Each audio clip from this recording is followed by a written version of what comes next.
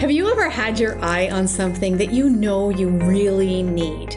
You know that it would make your business better or your life better, but you just don't really feel comfortable spending the money.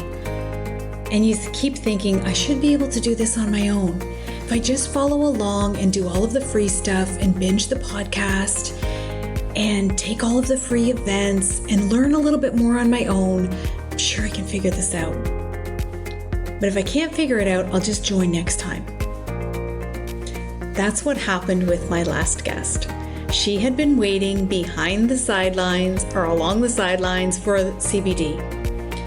And she kept thinking she shouldn't need CBD. Her content wasn't getting her traction. Her socials weren't growing. Her podcast had reached a lull. She'd even stopped recording episodes because she just felt like she couldn't get her content right to bring her people to her. And being a human design practitioner, she thought that she should, in air quotes, know how to do this. And you may know a lot about your human design, or you may know nothing about your human design.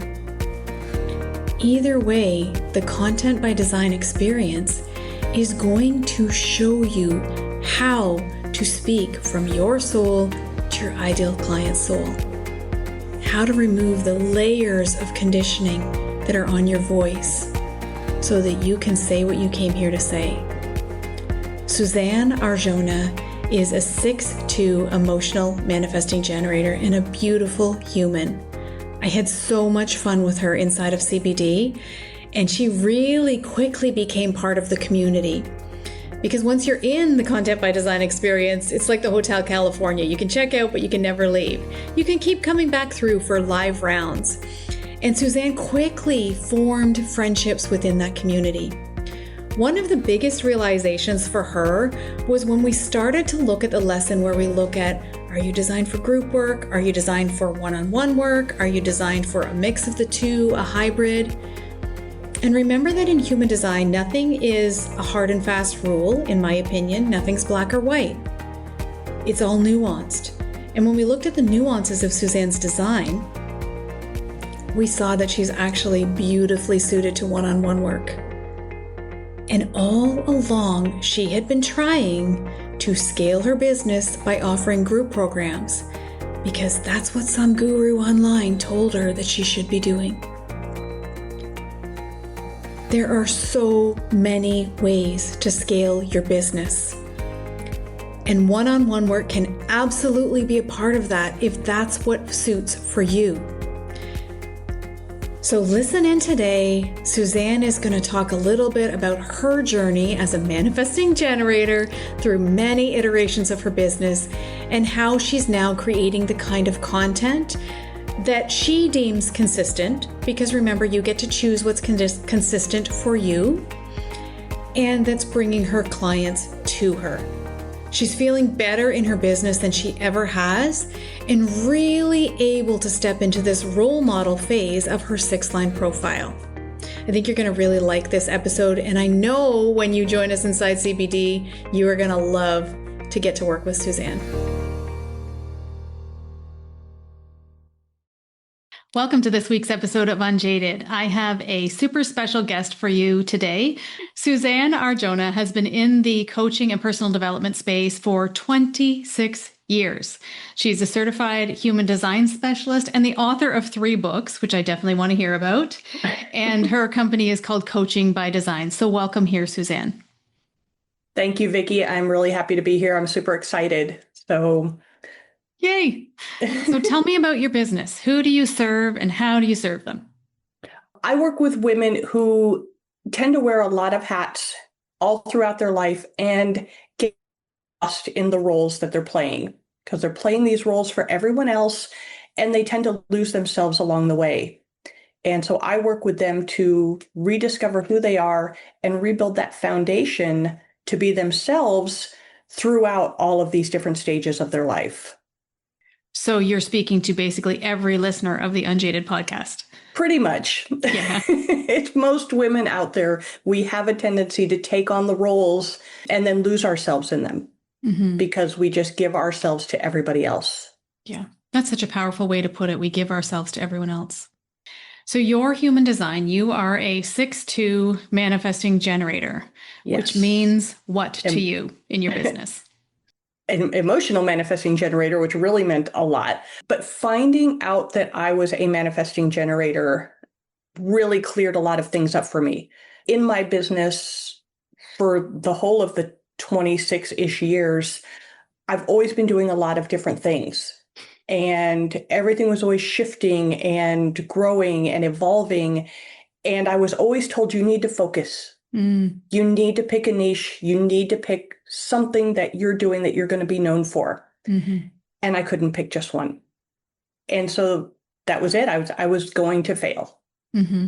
That's what all of the voices said. So when I discovered that, no, you're doing this right, you're doing this the way you're designed to do it, to do a lot of different things and to bring those together into something new, that just made the total world of difference in what I do. Now I can embrace all of those different things and focus more on how do they work together versus trying to get rid of that one or get rid of this one and just do that one. Mm. I love that explanation of it. And that was the freedom for me as well, was in being able to bring it all together. And I think as second lines as well, the magic is in what's alive for us right now. So we just naturally are called out into different things. And you add that onto the layer of the Manny Gen, you're never going to stick to one thing. Right. Yeah. So talk to me about the sixth line, because a lot of our listeners are six lines and you are what we call in human design speak off the roof. So if you're listening and you're kind of not up to speed on this piece of human design, six line profiles go through 3 phases of life. In the first phase, they are really third lines. So they're bumping around with life. Life is bumping them around. They're making mistakes. There's no such thing as mistakes, but they're making mistakes. And then in the second phase, from 30 to 50, you're really integrating all of those life lessons, which, as I understand it, is very, very uncomfortable. And then Suzanne is now, that's what we call on the roof. And then Suzanne has now moved into the phase over 50, where she is off the roof and is a role model. What has changed for you since coming off the roof, being in your role model phase? Oh, so much. I spent, like you said, the first third of my life, I like to call it creating experiences. I love that. And for that whole second phase, I was just in a fog. I couldn't even tell you everything that I did. And that was when I started trying to build my business. And I was trying to put my message across as if I was already on the other side of it, when really I was right in the middle of it. Yeah. And so now being off the roof, being on the other side of all of that, I feel like I can truly speak from those past experiences now. It comes out clearer. People come to me for that type of information, for that type of support of, what's happening to me right now? How do I move through this? Because I can speak from that experience now, looking back on it versus being right in the middle of it and not even knowing what I was doing. And I feel like that's the experience of a lot of people six lines who come into CBD, content by design.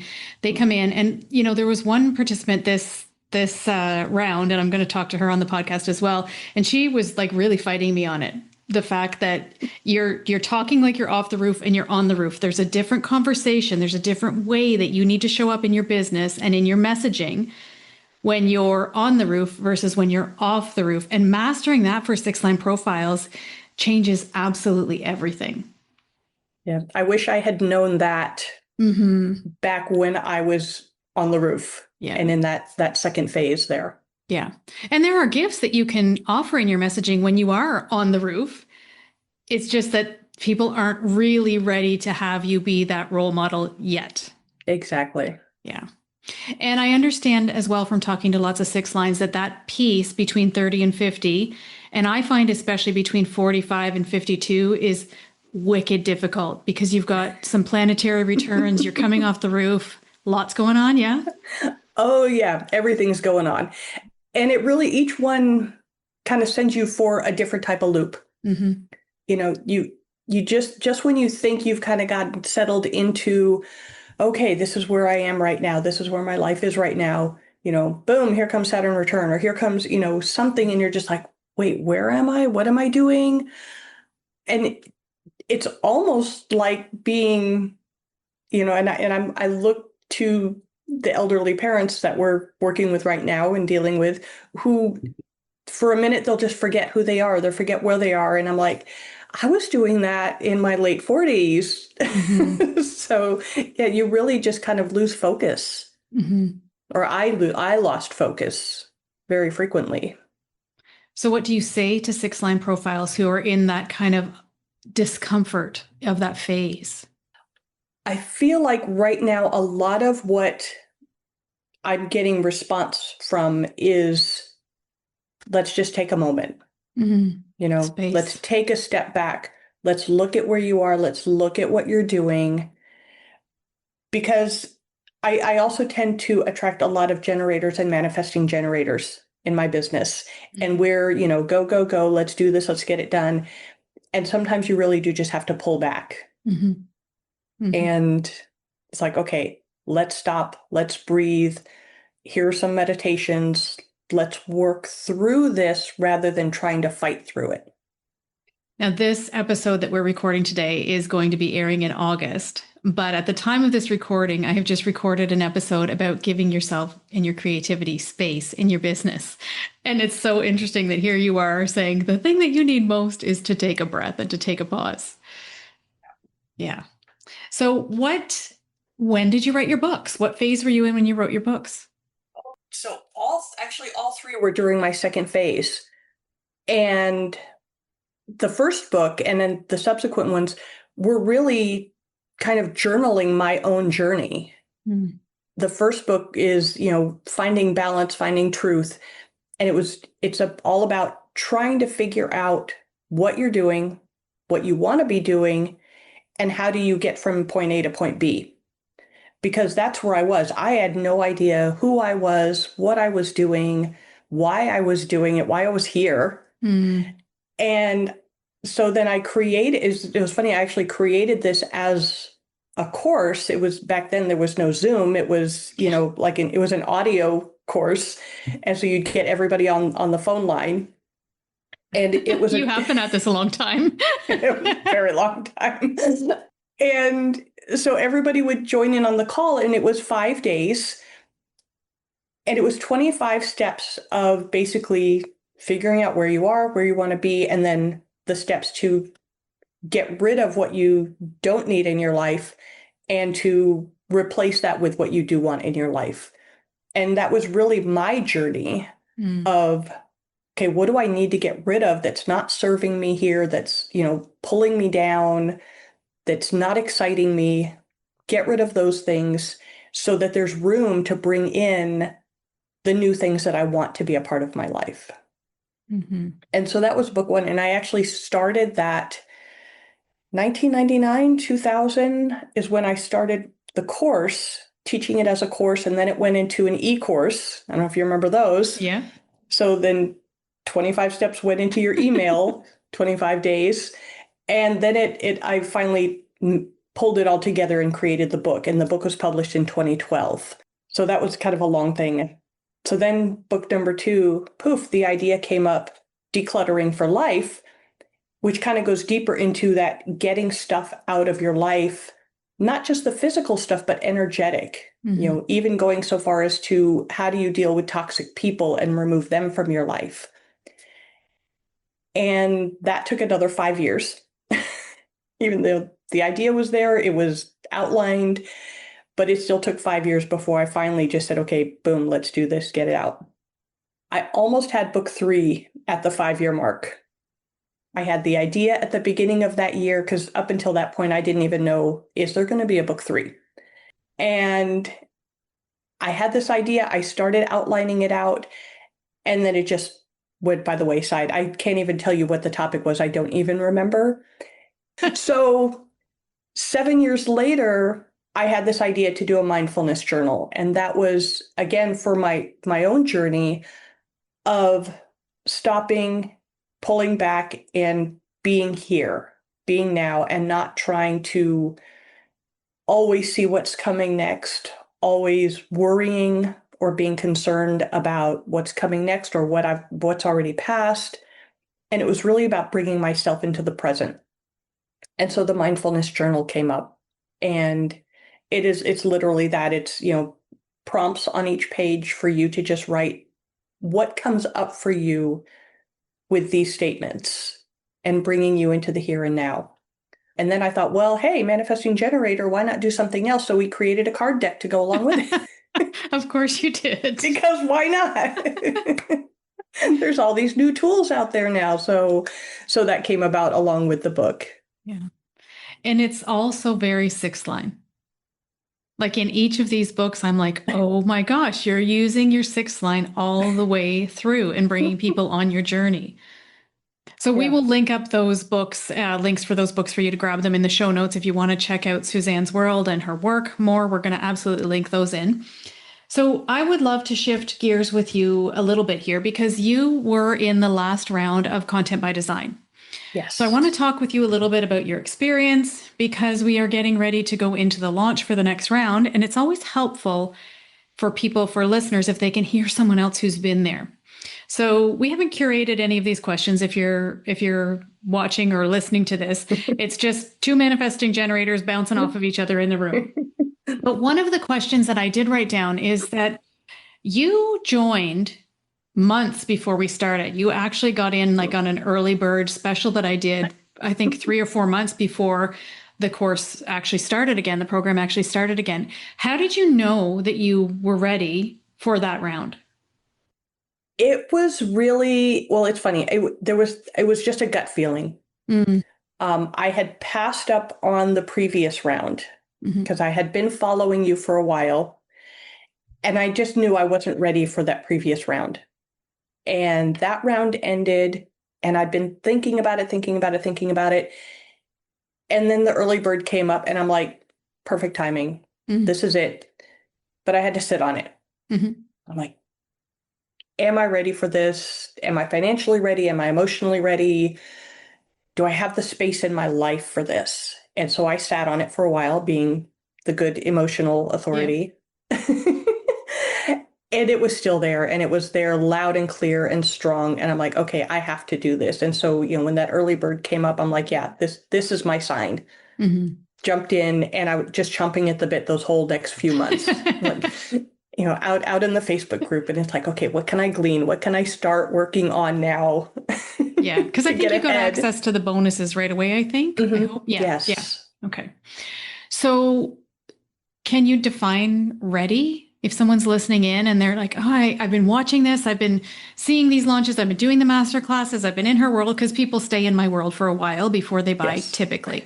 So how did you know you were ready?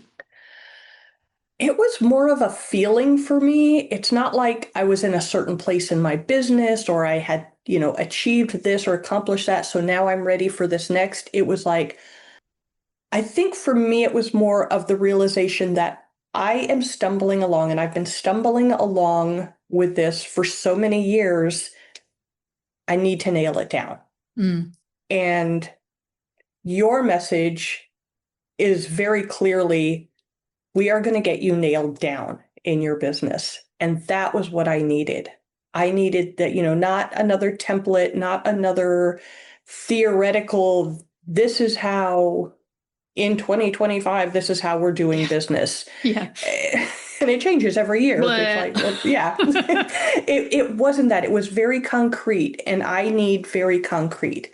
So that's where your message really attracted me and spoke to me and said, okay, we're going to get this done. And I'm sure I've mentioned this to you before, in going through your various courses, where sometimes not so gentle nudges come on are just what I need. I mean, they're gentle, but they're very honest. Yeah. And I've worked with other coaches in the past who they kind of want to, make it soft. They want to give you a soft cushion to land on, which is fine, but it doesn't always give you that one little nudge, that one little kick in the butt that you need to, like, okay, I have all this information now. I know how to do it. I need to do it. because if it's sitting in my notebook, if it's sitting on my laptop, it's not speaking to anybody. Mm-hmm. So it's really not only the challenges from you, but from the rest of the community and the support and different people giving their input, because everybody's going to see your words differently. Mm-hmm. And so when you get this input from a group of people and one person sees it this way and one person sees it this way, and you can start to form a bigger picture with what your message really is and how it's affecting different people. Mm-hmm. Yeah, I and kind of went off on a tangent there, but that's perfect. That's perfect. I like that community piece too, because it's a small enough community that you really do get to know each other, which I think no matter what our human design is, there's value in that. And everybody's speaking to a different avatar, for lack of a better word. And in human design, we know, I think that you're speaking to third lines, I believe, I remember. First lines. First lines. Okay. So you were able to tap into, okay, hey, first lines, would this speak to you? But also, okay, midlife women, okay, this stage of your business. So you've got all of that kind of juicy community vibe there. And everybody really is encouraging one another, even though many of us share niches. We're niche neighbors. Yes. So that's really cool for me as a facilitator to be able to look in and go, my God, this is amazing that women can support each other in this way. Yeah, that was something that came up for me. I think it was just a couple of weeks ago. Somebody had commented, and they were talking about how they were refining their niche, and it was very similar to mine. It definitely had its differences, but it was very similar, where I could see myself a couple of years ago thinking, I don't even want to associate with this person. I want to distance myself because I would have seen it as competition. Mm-hmm. And there's not that. And that was also something that I learned from Content by Design, that we all might be giving the same message, but we're all delivering it in a different way, and we're all speaking to a different audience. Yeah. So, I could have the same exact business as this other person next to me, but I'm going to say it differently than she is. And I'm talking to a different audience than she is, just based on our design. Yeah. And that was probably one thing that just kind of blew me away and thought, oh, yeah. Yeah. It's amazing to me, even though we're in the human design space, how easy it is to forget that. Yes. To be able to forget, oh, I actually, and when you say speaking to the same people, we never really are speaking to the same people, because it's your soul fit clients, who your soul came here to move. That's who you're moving when you tap into that message. Yep. And it's easy for me talking with my clients, because many of my clients are people who are in some sort of transition. They've, a lot of them are, they're leaving or have left the job and they're starting a new business. Where do I go? How do I do? What am I doing here? And sharing that message with them has helped open their eyes that, oh, okay, yeah, this is, there's a million people out there, but my audience is not a million people. Yes. My audience is maybe 500 or 1,000, and it's this person, this person, this person, this person, but not all of the others. Yes. Yes. Kevin Kelly's work, 1,000 True Fans. I find that so enlightening in this age of thinking that you need a video to go viral, or, oh my God, it sucks because only 200 people saw it. Well, how many people can you energetically hold in your container? Probably not 200 today. So you don't need 60,000 people to see this reel in order to make it count for the people you're here to speak to. Yeah. We forget that piece in this. I don't even know what this is that we're in right now, but whatever this is that we're in right now, we forget that piece. So the transition piece, I think this is interesting, because I feel like that's some of the work that you did in CBD. Is you came through and you felt like you were talking to one person, and you're still talking to the same person, but you really got a little bit clearer around, oh, this is actually what's happening in her world that I have a solution for. How did that come about? I feel like every time I go through something with you, it gets more and more refined. Yeah, exactly. It's like, tempering it in the fire, and each time it comes out, more bright, more shiny. I don't remember what we were talking about, but it was that brought that realization to me about life's defining moments. Mm-hmm. That's how you said it. Yeah. Yeah. So the defining moments in life, and it's not always something bad. It's not always, the death or divorce or being laid off from your job, or, it can also be, starting a family or starting a new business. Anytime we're going through these big life transitions, suddenly bright and clear right in front of us is, who are you? Mm-hmm. Who are you now versus what were you yesterday? And if we can understand, at least to a certain extent, understand the basics of our design and who we are at our core, those themes are going to carry through no matter what we do. Mm-hmm. And so as you go through these transitions, you always have yourself to hold on to. You always have, and it's funny because when I coach people and they're kind of like, who am I? What is my message? This and that. It's like, well, let's look back. First, we'll look at your chart. Let's look at your, like your incarnation cross and your conscious sun. Here, are you seeing this theme? Look back on the last 20 years of your life. Where have you seen this same theme? Mm-hmm. And they'll see that. They're like, oh, I've been doing this all along. Yes. This is my path. As long as I can go back to that, it doesn't matter what I do next. But I'll always have that core theme of what my life is about. Mm-hmm. And I think that that's something that when people come into the human design space to work with a coach, to whatever they do in the human design space, God forbid, ask ChatGPT. That's a conversation on my Instagram this week. But when they come into this space, they are feeling like human design is going to tell them who they are and what they are here to do.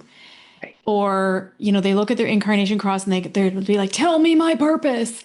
But I love how you said they've probably been doing it for 20 years, because we should, even though I hate that word, but we should be able to look back on our lives, even with all of the ways we've been conditioned against it. Those pieces are trying to peek through in everything that we do. And your purpose isn't really what you do. It's who you be as you move through your life. It's who you are as a wife, a mom, a grandma, a partner, a coworker, a business owner. It's everywhere, or it should be everywhere. But sometimes people need someone like you to come in and actually highlight, okay, come look at yourself here, because you can't see yourself. Right. Yeah. Yeah. And we don't see that. I mean, again, six line, I went through all of that. And when I got all that information and looked back on my life and kind of went through all of the different phases, I could see where it's like, oh yeah, there it is there. And there it is when I was doing that. And there it is when I was being this person. And I didn't know it was there. Yes, exactly. But it was there all along the way. And now that I'm conscious of it, it helps me in making the next decisions. It helps me. It's like, is that really right for me? Or am I just following the next squirrel that's, Mm-hmm. jumping around out there? Mm-hmm. And it can be really easy to follow the squirrels and to not stay grounded in yourself and who you are, because the world is always knocking us around. Mm-hmm. There's always something else to distract us. Oh, and especially with, social media and like you were saying out there, it's like, there's always something coming at you. Oh, you have to follow this new trend, or this is how we're doing it now. And oh, that's so 2023. Don't do that anymore. Yeah. Yes. Yeah. Yes. Oh my gosh. It's nauseating. So that's something that I wanted to ask you about is I love what you said about your message is always being refined. Your niche is always being refined. Like you're always being led in. Our business is not linear. No matter what kind of a design you have, a human design you have, your business is a living, breathing thing that is always evolving.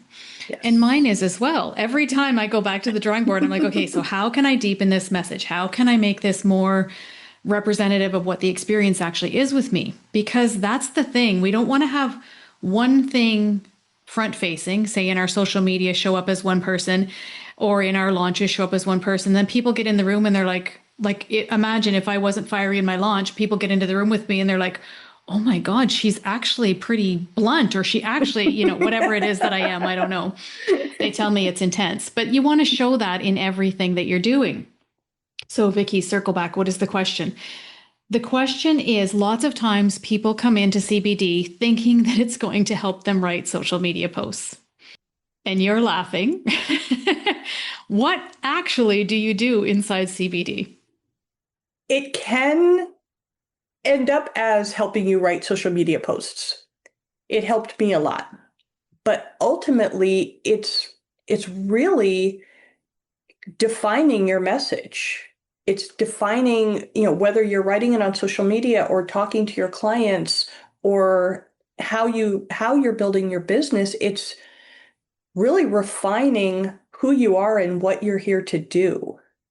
And that's kind of goes beyond whatever our business is. It goes into, how are you communicating with your family? How are you communicating with your coworkers? So I feel like it's much bigger than just, yes, using that information is great for writing social media content. I went into this also I was ready to close down my Instagram account. Oh, I didn't know that. I was at that point where I had a couple of different ones out there that were just kind of like fun accounts, travel and food, because I used to travel a lot and I always like to try new foods. And so I'd always have all those pictures out there. So I started shutting those down one by one. And there was the last two, and I still have them now. Thank you. Because it was just so much of the craziness that's out there, the spam accounts and all of that. And I was just so done with it. And I'm like, I'm not reaching anybody. I can't get my message out there because there's too much other garbage floating around it. And I was just ready to shut it down. And one of the courses that I went through with you, it was, it was big on, Instagram, and I know you're very prominent on Instagram. And so I thought, okay, I'm going to give this a try. And I found that I could really have fun with it because I started to learn where my message was, what my message was, where it was coming from, and who it's supposed to reach. And that it didn't matter, like we said, it didn't matter if it didn't reach 10,000 people. Yeah. If it reached the 10 people that it needed to reach, then that was it. Yeah. And as I started working more and more out there, I'm starting to see more and more of real people and less of the spammy craziness that's out there. So again, I'm not sure if I exactly answered the question. Yeah, I think you did. Yeah. It's really, it changes everything when you start with who you are and you know the pieces to mine in your human design to be able to say, that's actually what my soul needs to say. And when that becomes the through line through everything, it's not just about your Instagram account, but it can be fun on your Instagram account. Yes. And it's so funny that you say that I think you said prominent on Instagram. So at the time of this recording, I think I have somewhere around 1,500 followers. So that's nothing on Instagram when you look at all of these massive influencers. But my Instagram, my podcast, everything that I do is monetized because I'm speaking to the right people and bringing them to my door. And like you said, if it's 10 people, I'm really cool with that because I don't want to work with 100,000 people at this moment in my life. Maybe someday, I don't know. I mean, we never say no to the universe, but yeah, it's really understanding that it's not about volume. It's really about speaking what's on your soul. One of the things that I love to ask people, grads of CBD, is what would you add? Because I'm always adding something new for the next round. One of the things that we are working on, even though it kind of pains me, but I know that this is how people are longing to create content now, is that I'm adding a custom GPT. At least one custom GPT into the next round, custom AI that actually will help you, because that's a topic for another day, but people are using AI in such a lazy way. Yeah. Yeah. But if you could add one thing to CBD, what would it be? See, I've always been the late adapter to new technologies. My car will be 10 years old before I trade it in. Yep, me too. My phone will be like, oh, my bank app doesn't work on the phone anymore. Okay, now I have to update my phone. Yeah. I like to watch. I'll watch and see how it's going for everybody else. So As far as what to add, I mean, I personally feel like there is so much in there now, and that each time I go back and reread my notes or go back over a particular module, I'll get something new out of it. So, I mean, I'm sure I will love whatever you add because I just from looking at like the previous bonus content and then what we do in the next class, and it's like, oh, that's cool. I would have never thought of that, and that's really helpful. But to think about what to add, I honestly, I don't have anything that I could say right now. Okay, well, maybe I'll surprise you. It's kind of the wrong style of question to ask a manifesting generator too, so that wasn't fair. And I love that you mentioned the bonuses because I really try. I think lots of times when people are creating courses or programs, they just want to throw all of these bonuses in that don't really relate. But in CBD, I've really tried to keep the bonuses curated towards your message. So we have bonuses on speaking, on launching, on creating offers, on creating a podcast. I'm not even sure all that's in there right now. There's going to be a couple more juicy ones added for the next round. And go ahead. I was going to say what I love about that bonus content, because like I said, I've been through so many different courses with so many different people, and I've tried all these different things. The bonus content that you offer is very foundational. Yeah. So when I had that, whatever it was, 3 or 4 months leading up to the start of the program, that was really core stuff for me to work through that I felt really prepared me for diving right into the CBD content. You know, it was really good foundational stuff. Good. That's good One to of my hear. favorite Thank you. words, Yeah. stuff. Yeah. Well, and one of my favorite words is foundational because that's been a huge realization for me in my business in the last year is like, I used to feel really almost small because I teach foundations and it didn't feel sexy enough. But now I'm just standing on that mountain of like, if you don't have a foundation, it's going to fall apart. So let's build the foundation first. So I love that you said that about the bonuses. I appreciate that. Thank you. Okay, one final question, and maybe just conversation more than question, is when I talk about, and I understand that I don't talk about this enough in my content, lifetime access to CBD, what that actually means is that you get to keep coming back through. So I've got people now who are coming into their 5th round of CBD, and they come back through and they participate in the conversations and the calls and all of the things. Was that a factor for you in investing in content by design? It wasn't initially, but as we went through it and when we ended it, I immediately couldn't wait for the next round. Yeah. Because it was like, okay, I've reached this level. I've done like this level of work with that content. I'm ready to go back through that content again at a different level. Yeah. And I didn't know that beforehand. Mm-hmm. I didn't know that because having the other people in the group who had already been through it, who'd already been through it multiple times, and seeing where they were and seeing how they responded to different questions or how they were building things in their business, I could just see that they were probably where I am back when they started. And they're kind of building themselves up step by step by going back through it. It was like when I came to the realization, it was about a week or two ago, that I really need to be working with one-on-one with people. Mm-hmm. Like I used to back in the day, everything that's what you did. You worked one-on-one, but it was like, oh, groups are sexier and you make more money with groups and you leverage your time. And so I kept trying all these group things. And it's like, that's not me. And then, sure enough, you lovingly pointed out, hey, you got there's the 59.6. Yeah. You're designed to be working and going deep one-on-one with people. And it just felt so much easier. And starting to go back through the CBD program and all of my notes, but with that focus of one-on-one work versus trying to build a group that never felt comfortable. Mm-hmm. It's just, again, it's like you don't know what you don't know. Yeah. Or you can look at everybody else's chart and see all kinds of things, and you look at your own, you're like, Yeah, I don't see anything there. Exactly. Yeah, same.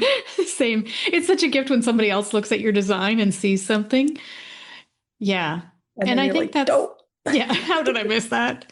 That's the beauty, I think, I know that's the beauty of building your business according to your design, is that you don't have to chase the sexy, trending thing in your business. And it doesn't mean you can never do group work, but if one-on-one work feels sexy to you, you can scale one-on-one work. There Mhm. are more than, I don't like that expression, but there's more than one way to skin a cat. There's more than one way to grow your business and scale your business, as long as it's on a solid foundation. Right. Yeah. It's the foundations. Yeah. Yeah. Well, thank you for being here. This has been, I could talk to you all day. It's been such a great conversation. I don't often get to speak with you one-on-one. So this has been nice. Thank you. Where can people find you? I can be found primarily on Substack. I Right. write a weekly publication, and I do my weekly podcast is hosted there. Suzanne Arjona.substack.com. And if you just look me up, it's also linked on my website, which is SuzanneArjona.com, which will be in the show notes. Yeah, soon. absolutely. Yeah. And I'd like to link up your books there as well for people. Oh, okay. I can get you that information. Yeah. Anywhere else? Were you going to say something else? I think I cut you off. No, I mean, I'm on Instagram. Yeah. I try to be Yeah. more on Instagram. Sticking it out on Instagram. And it's funny, Instagram is more with the in the moment, where it's like, I'll be driving down the road and it's like, oh, look, there's some cows. Let's get some cool B-roll. And it's like, Yeah. I live in Texas. There's cows all over the place in Texas. There's these long stretches of road with nothing, but they make great B-roll. Yeah. So. Yeah. And you got to do it when you're in response. Exactly. Yeah. Yeah. Well, thank you for being here. I appreciate you. Thank you for inviting me. It's really been fun.